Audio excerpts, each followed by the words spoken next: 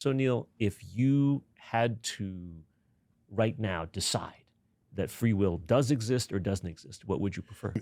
My thinking over the recent years, because I didn't used to think about this at all, my thinking over recent years is leaning towards the absence of free will for practically everything we think and do in our lives. And I base that on the fact that over time, things that we have done as people in our species, at one time was, you are totally to blame for that, or just something you did, or something we've learned, no, this person is more susceptible than you are to addiction.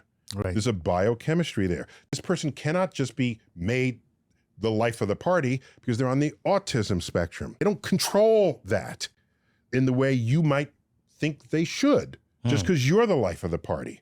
As you add up all of these things, let's go back to epilepsy, where before that was even a word, you were occupied by the devil. Did you do something bad? Or, well, you knew it was not, everyone knew you were not in control of it. But today, no one is saying, did you have the free will to not have an epileptic seizure? Of course not. Do you have the free will to not be depressed?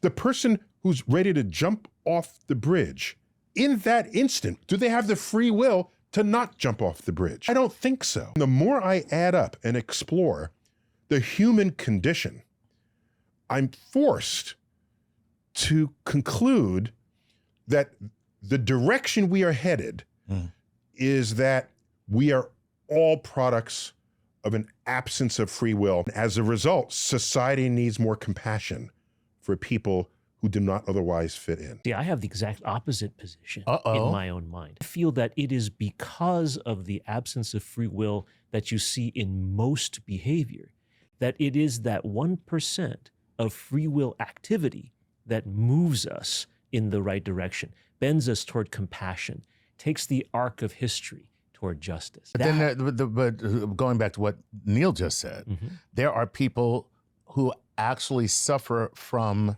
personality disorders, that suffer from brain disorders, in a day, where they can't do what you just said. They can't express compassion.